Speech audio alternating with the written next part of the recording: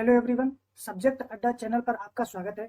यह video UPPSC RO के लिए मॉक टेस्ट सीरीज शुरू की है, जिसमें 30 अति संभावित प्रश्न प्रारंभिक परीक्षा के लिए हिंदी एवं सामान्य अध्ययन के आपको मिलने वाले हैं।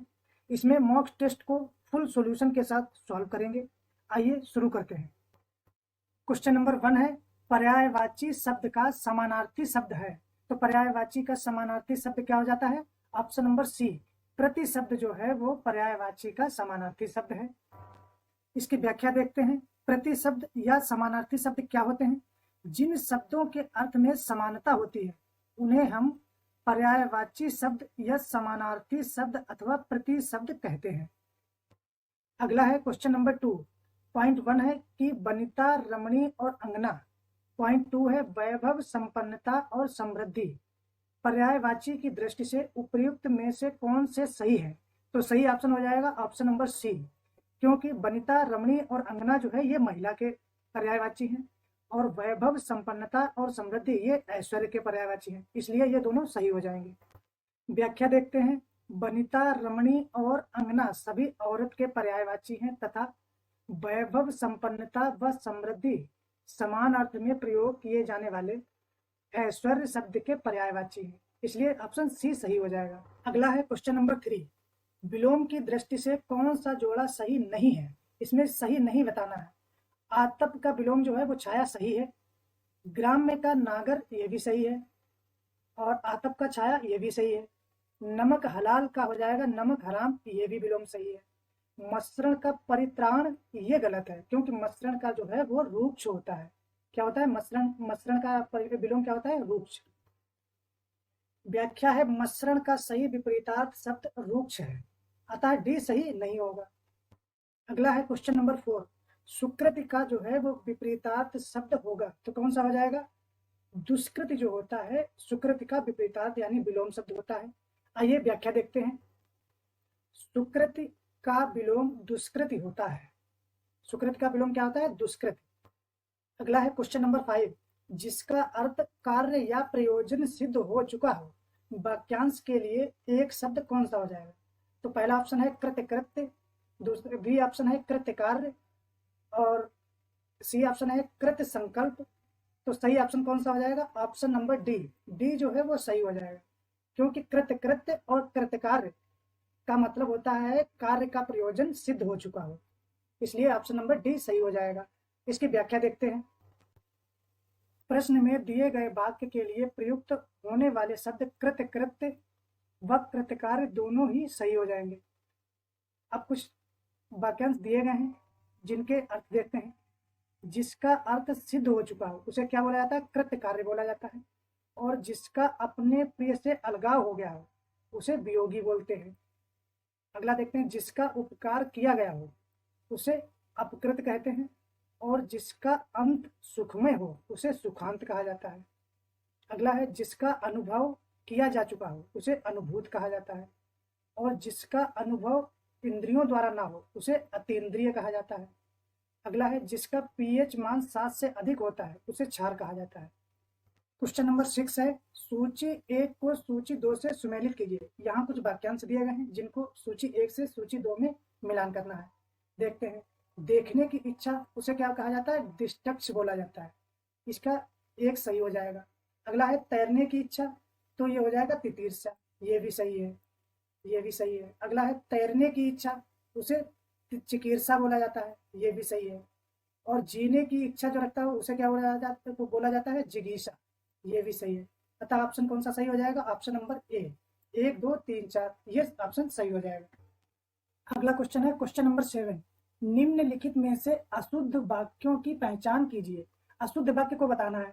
पहला है। मैं तुम्हें अच्छी अच्छी बात बताऊंगा, तो अच्छी अच्छी बात बताऊंगा यहाँ पे हो जाएगा ये गलत है, क्योंकि यहाँ बात नहीं होगा बातें होगा, इसलिए ये गलत हो जाएगा। अगला है। वह भी सोती नींद से जाग पड़ा, तो इसमें हो जाएगा वह भी नींद से जाग पड़ा, ना कि सोती नींद से, तो ये भी गलत हो जाएगा।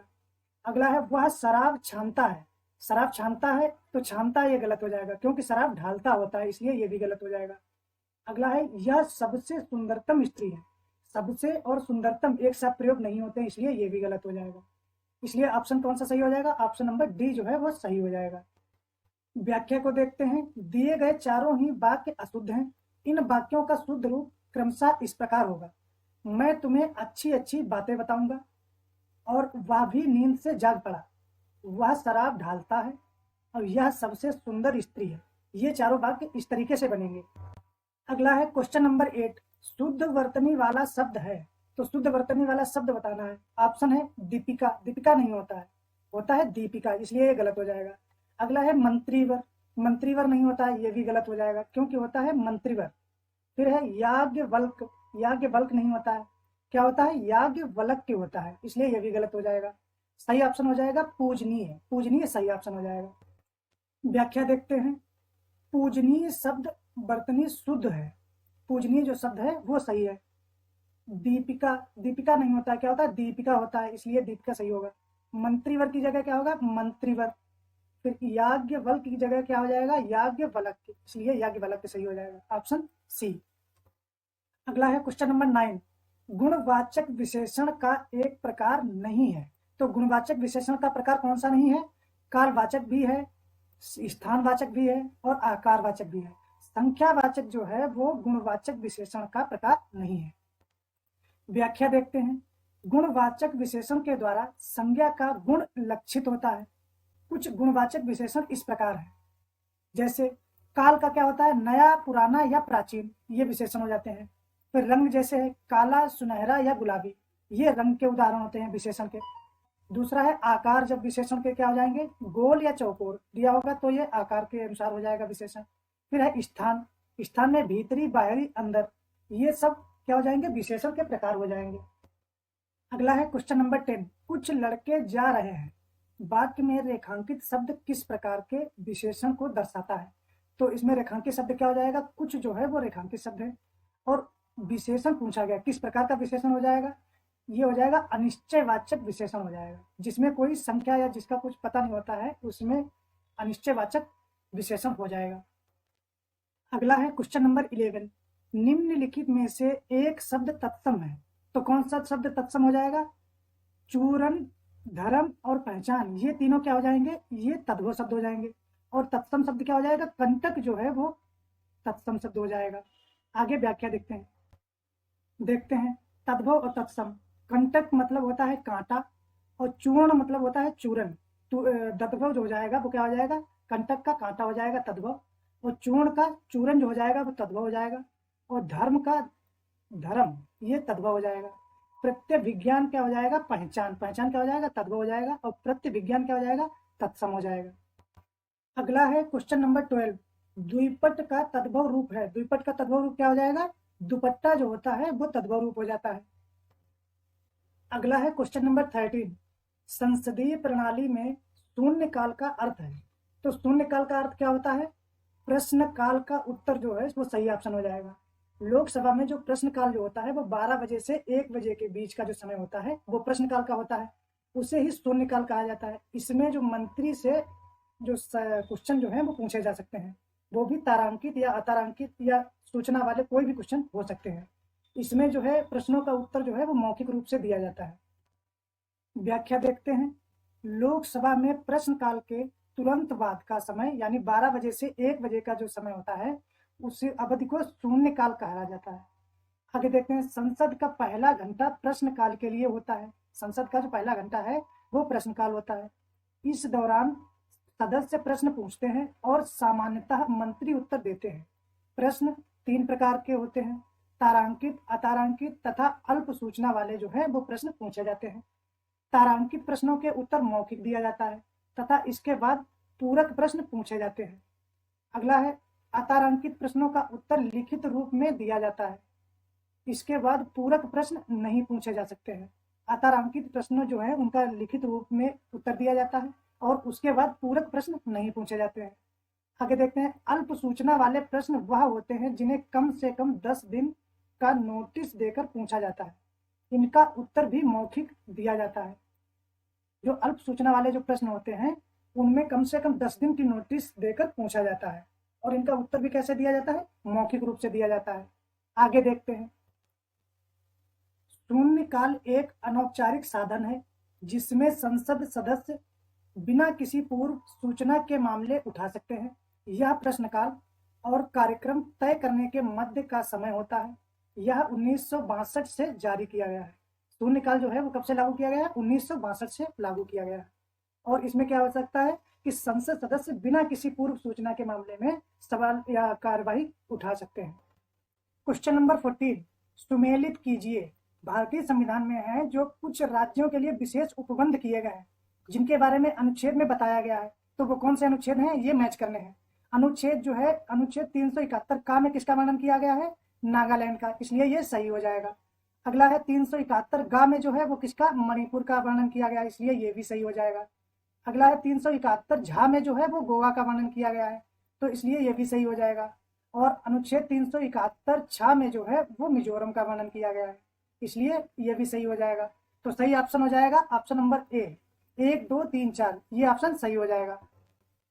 संविधान के अनुच्छेद 371 का में नागालैंड, 371 खा में असम और 371 गा में मणिपुर, 371 घा तथा 371 वहां में मध्य प्रदेश का वर्णन किया गया है। और 371 चा में सिक्किम, 371 छा में मिजोरम और 371 जा में अरुणाचल प्रदेश, 371 झा में गोवा और 371 इया में कर्नाटक से संबंधित प्रावधान किए गए हैं, इसलिए ऑप्शन ए सही हो जाएगा। क्वेश्चन नंबर है 15 हीरा जो कार्बन का प्रमुख अपरूप है के प्रमुख गुण है। यहाँ पे कुछ गुण इसके दिए गए हैं, उनमें से बताना है कि कौन सा जो है वो सही नहीं है, नहीं वाला बताना है। तो यह विद्युत का सुचालक होता है, ये गलत हो जाएगा क्योंकि हीरा जो है वो विद्युत का कुचालक है। यह दुनिया का सबसे कठोर पदार्थ है, ये सही है। इसका अपवर्तनांक जो है वो 2.417 होता है, ये भी सही है, इसलिए सही ऑप्शन हो जाएगा ऑप्शन नंबर बी। बी जो है वो सही हो जाएगा। बी ऑप्शन इसलिए सही हो जाएगा क्योंकि यहाँ पर पूछा गया था कौन सा सही नहीं है, इसलिए बी सही हो जाएगा। क्योंकि 1 नंबर वाला जो है विद्युत का सुचालक होता है, ये गलत है। हीरा ताप एवं विद्युत का कुचालक होता है, ये कथन गलत है।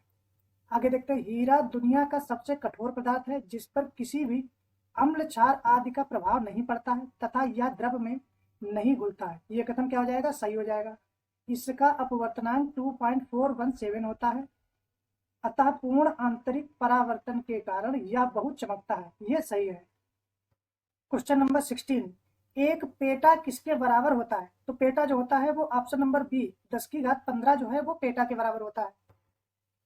10 की घात 18 जो है वो एक्सा होता है, 10 की घात 15 पेटा होता है और 10 की घात 9 जो होता है वो गीगा होता है, 10 की घात 12 जो है वो टेरा होता है। अगला है क्वेश्चन नंबर 17 निम्नलिखित में से गलत कथन की पहचान कीजिए। गलत कथन बताना है। कथन है ऋग्वेद की रचना गद्य एवं पद्य दोनों में हुई, ये कथन गलत हो जाएगा। अगला है हेलियोडोरस एवं विदेशी दूत था जिसने स्वयं को भागवत घोषित किया था, ये सही है। उपनिषदों को वेदांत भी कहा जाता है, ये भी सही है। बेंगी चालुक्य वंश का संस्थापक विष्णुवर्धन था, सही है, इसलिए इसमें सही ऑप्शन क्या हो जाएगा? ऑप्शन नंबर ए जो है वो सही हो जाएगा। वेद और संबंधित ब्राह्मण देख लेते हैं। ऋग्वेद से कौन से ब्राह्मण संबंधित है? ऐत्रेय ब्राह्मण और सांख्यायन। शुक्ल यजुर्वेद से कौन संबंधित है? शतपथ ब्राह्मण जो है वो संबंधित है। फिर अगला है कृष्ण यजुर्वेद से जो है वो तैत्तिरीय ब्राह्मण संबंधित है और सामवेद से पंचविश या तांड ब्राह्मण और अथर्ववेद से गोपत ब्राह्मण संबंधित है। क्वेश्चन नंबर 18 सूची 1 को सूची 2 से सुमेलित कीजिए।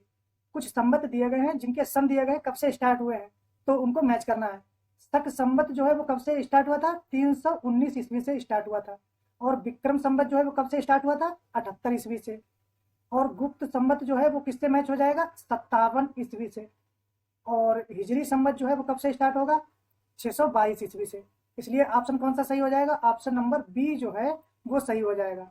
2 4 1 3 ये ऑप्शन सही हो जाएगा। व्याख्या देखते हैं। व्याख्या शक संवत जो है वो 78 ईस्वी से प्रारंभ किया गया था। कुषाण सम्राट कनिष्क के द्वारा इसे प्रतिपादित किया गया था। और विक्रम संवत जो है वो 57 ईस्वी पूर्व में उज्जैन के राजा विक्रमादित्य द्वारा इसे प्रतिपादित किया गया था। और गुप्त संवत जो है वो कब से? 319 ईस्वी से। गुप्त सम्राट चंद्रगुप्त द्वितीय द्वारा प्रतिपादित किया गया था। और हिजरी संवत जो है वो कब से 622 ईस्वी से हजरत मोहम्मद के मक्का से मदीना जाने के दिन से इसे शुरू किया गया था। अगला है शक संवत। ये भारत का प्राचीन संवत है जो 78 ईस्वी से आरंभ होता है और शक संवत पर भारत का राष्ट्रीय कैलेंडर आधारित है। ईस्वी सन 1957 चैत्र 1 1879 तक को भारत सरकार ने इसे देश के राष्ट्रीय पंचांग के रूप में मान्यता प्रदान की थी। भारत का जो राष्ट्रीय कैलेंडर है वो शक संवत 78 ईस्वी से संबंधित है और इसे भारत सरकार ने मान्यता कब दी थी? 1957 ईस्वी में इसे मान्यता दी थी। क्वेश्चन नंबर 19, रोहतांग दर्रा किस राज्य में स्थित है? तो रोहतांग दर्रा किस राज्य में स्थित है? हिमाचल प्रदेश में जो है वो स्थित है। रोहतांग दर्रा हिमाचल प्रदेश की पीर पंजाल श्रेणी में स्थित है। इस दर्रे की ऊंचाई कितनी है? 4631 मीटर। रोहतांग दर्रा हिमाचल प्रदेश की पीर पंजाल श्रेणी में स्थित है। इस दर्रे की ऊंचाई कितनी है? 4631 मीटर जो है इसकी ऊंचाई है। क्वेश्चन नंबर 20, कथन दिया गया है और कारण दिया गया है। इसको देखना है कि कौन सा सही है, ये व्याख्या करता है या व्याख्या नहीं करता है। तो भारत एक प्राकृतिक और सामाजिक सांस्कृतिक विविधताओं वाला देश है, ये सही कथन है। और कारण क्या है? यहाँ भौगोलिक आकार, पर्यावरणीय विविधताएं और सांस्कृतिक बहुलता पाई जाती है, ये भी सही है। तो कथन और कारण सही है। आर ए की सही व्याख्या करता है, तो ऑप्शन नंबर ए सही हो जाएगा। ए और आर दोनों सही हैं तथा आर ए की सही व्याख्या करता है। भारत एक प्राकृतिक और सामाजिक सांस्कृतिक विविधताओं वाला देश है। बृहत भौगोलिक आकार, पर्यावरणीय विविधताओं और सांस्कृतिक बहुलता के कारण भारत को भारतीय उपमहाद्वीप तथा अनेकता में एकता वाला देश कहा जाता है। अगला है क्वेश्चन नंबर 21। यहाँ एक पुस्तक दी गई है, वह किसके द्वारा लिखी गई है? भारत में नियोजन की रूपरेखा दर्शाने वाली पुस्तक प्लान्ड इकोनॉमी ऑफ इंडिया किसके द्वारा लिखी गई है? तो किसके द्वारा ये लिखी गई है? ऑप्शन हो जाएगा बी, एम विश्वेश्वरैया द्वारा ये प्लान्ड इकोनॉमी ऑफ इंडिया पुस्तक लिखी गई है। क्वेश्चन नंबर 22, श्रमिकों को सामाजिक सुरक्षा प्रदान करने के उद्देश्य से पीवी नरसिम्हा राव सरकार ने किस वर्ष नेशनल रिन्यूअल फंड की स्थापना की थी? तो नेशनल रिन्यूअल फंड की स्थापना कब की गई थी? ऑप्शन नंबर सी, 1992 में इसकी स्थापना की गई थी। नेशनल रिन्यूअल फंड की स्थापना नरसिम्हा राव द्वारा फरवरी 1992 में की गई। इसका उद्देश्य क्या था? रोजगार का सृजन करना और उनकी योजनाओं को धनराशि प्रदान करना था। अगला है क्वेश्चन नंबर 23, ऑस्ट्रेलियन ओपन 2023 के पुरुष एकल का खिताब किसने जीता है? तो ऑस्ट्रेलियन ओपन 2023 का जो पुरुष एकल का खिताब है वो किसने जीता है? ऑप्शन नंबर ए, नोवाक जोकोविच ने जीता है।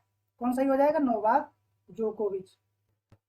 Question number 24, ICC under 19 cricket विश्व कप 2022 का आयोजन कहाँ किया गया?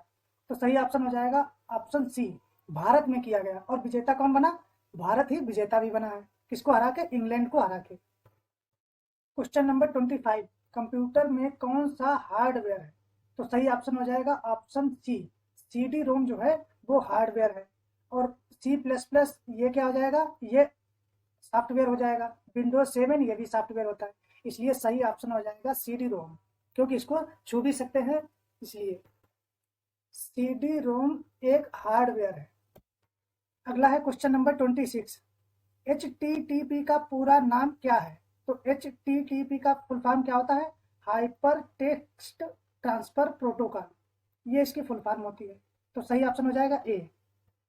क्वेश्चन नंबर 27, अंतरराष्ट्रीय श्रम संगठन का मुख्यालय कहाँ है? तो अंतरराष्ट्रीय श्रम संगठन का मुख्यालय कहाँ है? जिनेवा में है। इसकी स्थापना कब की गई थी? 1919 में। अंतरराष्ट्रीय श्रम संगठन यानी ILO की स्थापना 1919 में हुई थी। इसका मुख्यालय जिनेवा में है। वर्तमान में इसके सदस्य देश कितने हैं? 185 सदस्य देश हैं। क्वेश्चन नंबर 28, राष्ट्रीय प्रेस दिवस कब मनाया जाता है? तो प्रेस दिवस कब मनाया जाता है? सही ऑप्शन हो जाएगा ऑप्शन नंबर डी, 16 नवंबर को राष्ट्रीय प्रेस दिवस मनाया जाता है। प्रेस की स्वतंत्रता व उसके अधिकारों को बढ़ावा देने के लिए प्रत्येक वर्ष राष्ट्रीय प्रेस दिवस 16 नवंबर को मनाया जाता है और 24 अक्टूबर को क्या मनाया जाता है? विश्व खाद्य दिवस मनाया जाता है। और 12 अगस्त को क्या मनाया जाता है? अंतर्राष्ट्रीय युवा दिवस। और 23 दिसंबर को क्या मनाया जाता है? राष्ट्रीय किसान दिवस मनाया जाता है। अगला है क्वेश्चन नंबर 29। पूसा, गोल्ड और क्रांति व पूसा अग्रणी किस तिलहन फसल की प्रमुख किस्में हैं? तो ये किसकी तिलहन की किस्में हो जाएंगी? तो ऑप्शन नंबर बी जो है वो सही हो जाएगा, यानी सरसों की ये किस्में हैं। व्याख्या देखते हैं। पूसा, गोल्ड, क्रांति व पूसा अग्रणी सभी सरसों की प्रमुख किस्में हैं। और तिलहन फसलें व उनकी किस्म देख लेते हैं। जैसे मूंगफली की कौन कौन सी किस्में हैं? ICGS1। ICGS1 जो है वो मूंगफली की किस्म है। TMB12, GG11, M37। और सोयाबीन की कौन सी है? PK327, पूसा 24, दुर्गा, गौरव, ये सब सोयाबीन की किस्में हैं। सूरजमुखी की कौन सी हैं किस्में? BHS1, अरुण, पारस, मार्डेन, MSFH8, ये कौन सी किसकी किस्में हैं? सोयाबीन की हैं। Question number 30। हल्दी का पीला रंग किसके कारण होता है? तो सही ऑप्शन हो जाएगा ऑप्शन ए, जो करक्यूमिन है उसके कारण जो है हल्दी का पीला रंग होता है। कुछ फलों व सब्जियों में रंग व तीखापन के कारणों को देखते हैं। कारण देखो किसके हैं। प्याज में पीला रंग किसके कारण होता है? क्यूरेस्टीन के कारण होता है। और प्याज में लाल रंग जो होता है वो एंथोसाइनिन के कारण होता है। प्याज में तीखापन एलाइल प्रोपाइल हाई सल्फाइड के कारण होता है। और मूली में तीखापन आइसोसाइनेट के कारण होता है। लहसुन में तीखापन diallyl dipropyl sulphide के कारण होता है। और गाजर में पीला रंग कैरोटीन के कारण होता है। गाजर में लाल रंग एंथोसाइनिन के कारण होता है। और हल्दी का पीला रंग करक्यूमिन के कारण होता है। आगे देखते हैं। करेले में कड़वापन किसके कारण होता है? मेरमोडिकोसाइट के कारण होता है। और खीरे में कड़वापन कुकुरबिटासिन के कारण होता है। पपीता का पीला रंग केरिका जेंथिन के कारण होता है। सेब का लाल रंग एंथोसाइनिन के कारण होता है। टमाटर का लाल रंग लाइकोपीन के कारण। मिर्च का लाल रंग कैप्सेसिन के कारण। मिर्च में तीखापन कैप्सेसिन के कारण। बेल में कड़वाहट मॉर्मोलोसिन के कारण होता है। पीपर में कड़वाहट तो ओलिमोरिसिन के कारण होता है। और मूली में तीखापन आइसोसाइनेट के कारण। सलजम में चरपराहट कैल्शियम ऑक्जेलेट के कारण। पीपर में गंध ओलियो रेसिन के कारण होता है। आलू में हरा रंग सोलेनिन के कारण होता है। वीडियो अच्छा लगा हो तो लाइक करें, ज़्यादा से ज़्यादा लोगों के पास शेयर करें और ऐसे ही शानदार वीडियो प्राप्त करने के लिए चैनल को सब्सक्राइब कर लें। पूरा वीडियो देखने के लिए धन्यवाद।